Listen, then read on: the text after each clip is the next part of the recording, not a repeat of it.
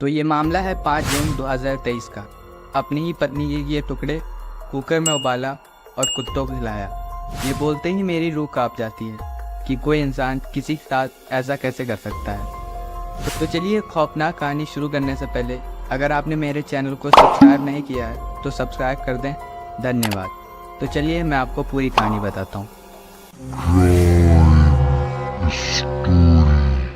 ये कहानी है मनोज साने और उसकी पत्नी सरस्वती की। मनोज 56 साल का आदमी जो खास अहमदनगर का रहने वाला था। इसने ITI इंडस्ट्रियल ट्रेनिंग इंस्टीट्यूट से पढ़ाई की थी। इसका एक खुद का फ्लैट बोरीवली में था। यह एक परचून की दुकान में काम करता था। इसी दुकान पर इसकी मुलाकात होती है सरस्वती से। सरस्वती 32 साल की थी। सरस्वती अनाथ आश्रम में पली बड़ी थी क्योंकि इसके माँ बाप अलग हो गए थे। सरस्वती भी खास अहमदनगर की रहने वाली थी और इसी कॉमन जगह की वजह से दोनों में दोस्ती हो गई और फिर प्यार हो गया।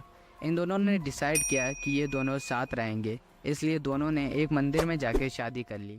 पैसे की कमी होने के कारण मनोज ने बोरीवली का फ्लैट किराए पे दे दिया और खुद मीरा रोड की एक बिल्डिंग में शिफ्ट हो गया। बोरीवली के फ्लैट से 35,000 रुपये किराया आता था और मनोज 5,000 रुपये परचून की दुकान से कमा लेता था। इधर 10,000 रुपये किराया देता था, बाकी बचे 30,000। उसमें सब बढ़िया चल रहा था। पर 5 जून 2023 को सब बदल गया। 5 जून 2023 को मनोज के पड़ोसियों को बदबू आने लगती है और ये बदबू सबसे ज़्यादा फ्लैट नंबर 703 सुमेश के फ्लैट पर आ रही थी क्योंकि उसका फ्लैट मनोज के फ्लैट से जुड़ा हुआ था। पहले तो सुमेश को लगा कि कोई चूहा मर गया, इसलिए उसने पूरे घर की साफ सफाई की पर उसे कुछ नहीं मिला। फिर उसने फ्लैट नंबर 701 और 702 के लोगों को बताया। उन लोगों ने भी अपने घर की साफ सफाई की पर उन्हें भी कुछ ऐसा नहीं मिला जिससे बदबू की वजह पता चल सके।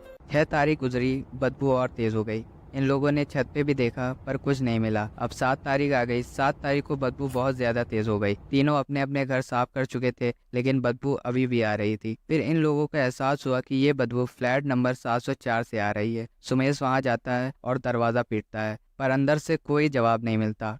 सुमेश जब दोबारा दरवाज़ा पीटता है तब उसको अंदर से रूम फ्रेशनर की खुशबू आने लगती है। उसको शक होने लगता है कि बदबू छुपाने के लिए कोई रूम फ्रेशनर डाल रहा है। 5-10 मिनट सुमेश वहीं खड़ा रहता है पर कोई दरवाज़ा नहीं खोलता। फिर सुमेश बिल्डिंग के नीचे चला जाता है और सिक्योरिटी चेयरमैन से सारी बात बता देता है। इसी बीच मनोज साने नीचे उतर आता है तो सुमेश कहता है कि आपके रूम से बदबू आ रही थी, शायद आपको भी आ रही हो। तो मनोज कहता है हाँ शायद कुछ मर गया होगा और मैं अभी जल्दी में हूँ, शाम को आकर साफ करता हूँ। सुमेश और सिक्योरिटी चेयरमैन को और भी शक हो जाता है कि कुछ गड़बड़ है। वे लोग तुरंत पुलिस को कॉल कर देते हैं और पुलिस की टीम पहुँचती है। पुलिस की टीम पड़ोसियों के साथ 7th फ्लोर में जाती है और देखती है फ्लैट 704 में ताला लगा हुआ है। पुलिस पड़ोसियों को गवाह बनाती है और दरवाज़ा तोड़ देती है। फिर किसी तरह नाक में रुमाल रखकर अंदर घुसती है। सबसे पहले फ्रिज चेक करते हैं पर कुछ नहीं मिलता। फिर वॉशरूम, बेडरूम सब चेक कर लिया पर कुछ नहीं मिला।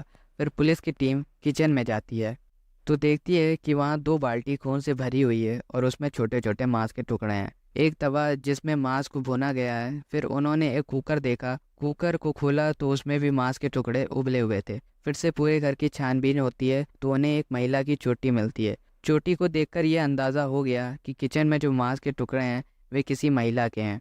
मनोज को कोई खबर नहीं थी कि यहाँ पुलिस है, तो जब वो शाम को वापस आता है पुलिस उसको दबोच लेती है और थाने ले जाती है। पुलिस की पूछताछ करने पर उसने बताया कि सरस्वती उस पर शक किया करती थी कि उसका अफेयर किसी और के साथ चल रहा है।